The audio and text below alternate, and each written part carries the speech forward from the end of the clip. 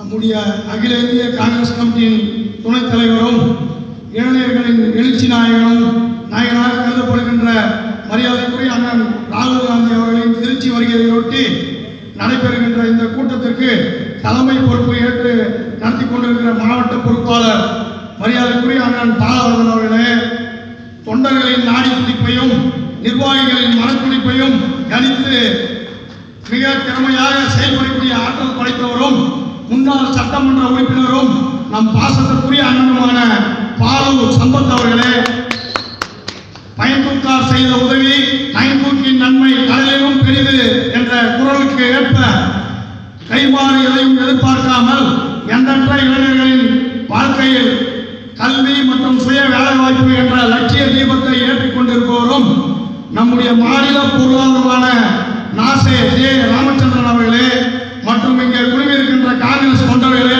நிர்வாகிகளே, நண்பர்களே, உங்கள் அனைவருக்கும் என்னுடைய நன்றி கலந்த வணக்கத்தை தெரிவித்துக் கொண்டு நம்முடைய அருமை தலைவர் அண்ணன் ராகுல் காந்தி அவர்கள் இளைய வயதிலேயே தன்னுடைய தந்தையாரையும் பாட்டியாரையும் நாட்டுக்காக இழந்து அரிய தியாகம் செய்தவர். இந்திய நாட்டுக்காக அவர் செய்த தியாகங்களும் சாதனைகளும் ஏராளம். தினந்தோறும் இந்திய நாட்டு மக்களுக்காக பல்வேறு போராட்டங்களை நடத்தி வருகிறார். பாதிக்கப்பட்டவர் பழங்குடியானவர்களானாலும் சரி, மலைவாழ் மக்களானாலும், மாணவர்களானாலும், விவசாயிகளானாலும் முதலிலே போராட்ட களத்திலே குதித்து இந்திய மோடி அரசையே பின்னடைக்கின்ற வல்லமையும் ஆற்றலும் நம்முடைய ராகுல் காந்தி அவர்களுக்கு உண்டு என்பதை நாம் மறந்துவிடக் கூடாது. மேலும் அத்தகைய அரிய தலைவர், உன்னத தலைவர், ஒப்பற்ற தலைவர் திருச்சிக்கு வர இருக்கிறார். அதற்கு வேலூர் மேற்கு மாவட்ட காங்கிரஸ் நிர்வாகிகள் ஒற்றுமையுடன் திரளான காங்கிரஸ் தொண்டர்களை அங்கே பங்கேற்க செய்து கூட்டம் வெற்றி பெற பாடுபட வேண்டும். ஒற்றுமை என்று சொல்வதற்கு காரணம்,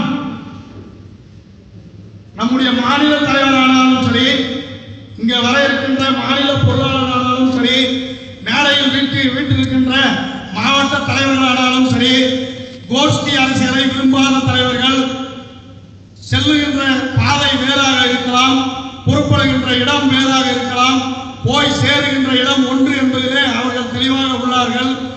அவர்களை பின்பற்றி நாம் கோஷ்டி அரசியலை கைவிட வேண்டும். ஒற்றுமை என்பது ஒரு இயக்கத்தை வளர்ப்பதற்கு மிகவும் அவசியமான ஒன்று.